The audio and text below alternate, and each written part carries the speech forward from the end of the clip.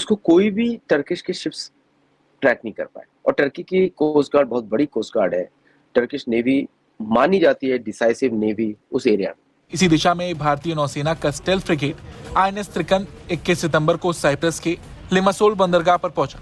ये स्टोरी वो है दोस्तों जहां पर भारत ने पहली बार अपनी धरती से बाहर निकलकर किसी और कंट्री को एनसर्कल किया है। लेकिन क्या ये ओवरनाइट हो गया? अगर पाकिस्तान और भारत की कोई संजीदा जंग होती, अगर यह संजीदा जंग होती, तो यकीन माने कि दोनों ममालिक की वाकई म्यूचुअल डिस्ट्रक्शन हो जानी थी। हमारी कोई संजीदा जंग नहीं थी भारत के साथ, और ना भारत ने कोई संजीदा बात की थी। भारत ने जब हमला किया तो भारत ने पाकिस्तान को पहले आगाह किया था कि यहां पे हमारे लोग मरे हैं पहलगाम में, हमें आपके फलां जो है वो मदारिस और मस्जिद पे हमला करना है, हम आपको पहले बता रहे हैं कि भारत के खिलाफ एक तरह से हमेशा वो पाकिस्तान का साथ देता है। में ये सब चीज चलता ही रहता है। अगर आप दुश्मन की टेरिटरी में जाओगे तो दुश्मन भी आपको काउंटर करेगा। भारत ऑलरेडी देखिए आर्मेनिया को आर्म्स देता ही जा रहा है, और आर्मेनिया का जो डिस्प्यूट है वो अजरबैजान के साथ है। अजरबैजान को दोनों पाकिस्तान और टर्की सपोर्ट करते हैं। तीनों देशों में भारत ने धमाल मचा रखा है। उधर राजनाथ सिंह बोल रहे हैं सर क्रीक की तरफ आंख उठाकर मत देखना। एयरफोर्स चीफ बोल रहे हैं हिस्ट्री और ज्योग्राफी में से एक को चूज करना पड़ेगा, ये हालत कर देंगे तुम्हारी। हम आपको ये बता देना चाहते हैं कि अगर आप ये कहते हैं जी कि हम न्यू नॉर्मल बना चुके हैं कि जब हुआ पाकिस्तान पे हमला करेंगे तो हम दिफा को भी न्यू नॉर्मल बना चुके हैं, और अगर आपको ये लगता है कि आप हम पे हमला करेंगे तो मत भूलें कि आपके जहाजों के पड़खच्चे हमने उड़ा दिए थे। और मजीद लिखा हुआ है कि अगर आप ये कहते हैं कि हम पाकिस्तान को नक्शे से मिटा देंगे तो नक्शे से पाकिस्तान अकेला नहीं मिटेगा, बल्कि दोनों मुल्क फिर इकट्ठे मिटेंगे नक्शे। अब तो टर्किश को जब शॉक किया तो एक बात तो साफ हो गई कि Turkey is a paper tiger, जो मैं आपके शो पे पहले से बोल रहा हूँ।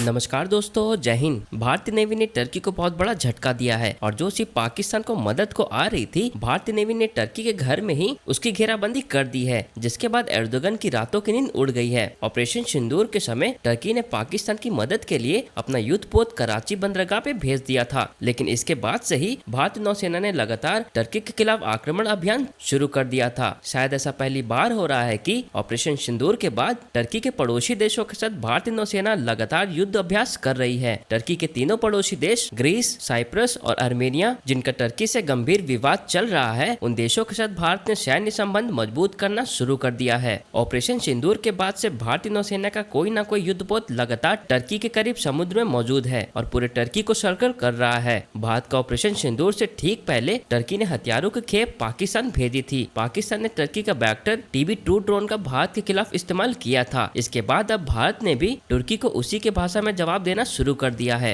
उनके लिए समुद्र इतना बड़ा होता है कि एक शिप एक दिन के माचिस की तीली होगी किसी बड़े से तालाब में, तो तीली को कहाँ ढूंढेंगे आप? इस तरह शिप्स होते हैं समुद्र के अंदर। विदाउट एग्जैक्ट लोकेशन और रडार्स और without satellites you can't locate A ship, even an aircraft carrier. समुद्र तो बहुत बड़ा होता है। एयरक्राफ्ट कैरियर मतलब जैसे लोग बोलते हैं कि aircraft carrier operations are so complex होते हैं कि प्लेन को लैंड कराना ऐसा होता है कि माचिस की तीली पे आप प्लेन लैंड करा रहे हैं, दिखता ही नहीं है एयरक्राफ्ट कैरियर, जब पास आते हैं तब दिखता है। तो सबसे बड़ा टेक्नोलॉजी फीट था, and I am very proud of INS Trikand and other ships जो गए, 2 डिस्ट्रॉयर्स और 1 फ्रिगेट, कि उसको कोई भी टर्किश के शिप्स ट्रैक नहीं कर पाए। और टर्की की कोस्ट गार्ड बहुत बड़ी कोस्ट गार्ड है। टर्किश नेवी मानी जाती है डिसाइसिव नेवी उस एरिया में, लेकिन भारत के सामने उनको भारत ने बहुत हम्बल कर दिया। तो अब तो टर्किश को जब शॉक किया तो एक बात तो साफ हो गई कि Turkey is a paper tiger, जो मैं आपके शो पे पहले से बोल रहा हूँ। पेपर टाइगर है ये, पाकिस्तान 2.0 है ये बोलते ज्यादा है, इनका काम कम होता है। और तो एग्जैक्टली भारत ने प्रूव किया कि भाई यू आर नो मैच। अगर हमने जिस दिन मिलिट्री एक्शन लेने का कोशिश किया, 3 शिप ही काफी हमारे लिए, आपकी पूरी नेवी को तबाह करने के लिए। बिकॉज एक अमेरिकन जनरल का कमेंट था, एक बार सैन डिएगो में भारतीय शिप आया था, I think Satpura, INS Satpura आया था, फ्रिगेट है वो, 149 मीटर्स लॉन्ग। तो अमेरिकन नेवल फोर्स में जाता हूँ, वहाँ मैरीन नेवी वीक होता है सैन डिएगो में, तो मैंने उनको पूछा कि जस्ट ऐसी क्यूरियोसिटी में कि इट सीम्स, मेरा कमेंट था कि Indian navy ships are better looking than your ships. तो उसने मुझे बोला not just better looking, they are heavily armed. ये अमेरिकन मेरे अच्छे मित्र हैं वो, उन्होंने उनका कमेंट है, बोलो हेविली आर्म्ड होता है कि you have no place left for anything other on your ship. सारे तरह के शस्त्र लगे हुए हैं आपके इधर, खाली जगह दिखती नहीं मुझे। तो it can be taken in 2 ways also, लेकिन ये कमेंट था। तो this was very shocking incident for Turkey, और मीडिया में भी काफ़ी ऐसा रिपोर्ट हुआ है, काफ़ी लोगों ने रिपोर्ट किया है, लेकिन ये एक्सरसाइज वेल नोन। ये ऐसा नहीं कि भारत ने सरप्राइज किया, वेल नोन। लेकिन जो सरप्राइजिंग थिंग है कि वो लोग ट्रैक नहीं कर पाए। उनकी पूरी कोस्ट गार्ड लग गई 112 शिप की, तब भी ट्रैक नहीं कर पाए। तो that shows the highlight of this Turkish thing और टर्किश सरप्राइज। तो हमने टर्की को बोल दिया, भाई अर्दोगान, कोई गड्ढा नहीं मिलेगा जहाँ पे तुम घुस जाओ चूहे के जैसा, है ना, because Erdogan is like Munir part 2.0, लंबा है लेकिन दिमाग घुटने में है। तो ये ब्रह्मोस, आप कह रहे थे कि वहां पे 3 इंडियन शिप्स थे और शायद ब्रह्मोस की टेस्ट फायरिंग भी हुई है। जी, टेस्ट फायरिंग करी भारत ने, यस। तो 3 टेस्ट फायरिंग करी भारत ने ऑन द शिप। तो रेगुलर फीचर होता है टेस्टिंग का, लेकिन उसके पास जाके, क्योंकि वो बात तो कुछ और ही है, मतलब कि पास जाके करी कि दिखाने के लिए कि भाई तुम दूर नहीं हो जा रहा। और देखिए, अगर टर्की पे भारत को कुछ करना पड़ेगा एक्शन, तो बड़ा आसान है, भारत को टर्की जाने की भी जरूरत नहीं है। वो भारत अरेबियन सी से भी लंबी लंबी मिसाइल दाग सकता है। आपको मालूम है कि तुर्की को हमने एनसर्कल कर लिया, यानी कि भारतीय नेवी ने एंट्रैप किया है तुर्की को उसी के घर के पास। उसका रीजन क्या है? क्योंकि हमें मालूम है, यानी कि मोदी जी को मालूम है कि सारी दुनिया की जो आसुरी शक्तियां हैं वो सारी इकट्ठी हो रही हैं। राहुल ने रेजिम चेंज की जो एक्सपर्ट्स हैं उनको एक्टिवेट कर दिया।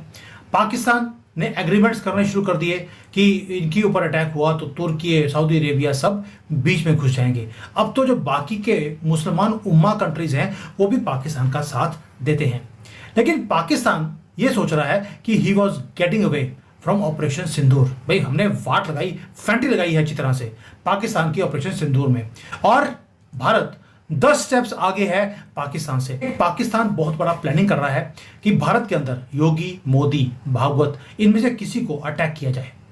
भारत की गवर्नमेंट को मालूम है, हमारी जो सिक्योरिटी फोर्सेस हैं उन्होंने बोलना भी शुरू कर दिया कि एक भी एक्टिविटी की गई हम नक्शे से खत्म कर देंगे।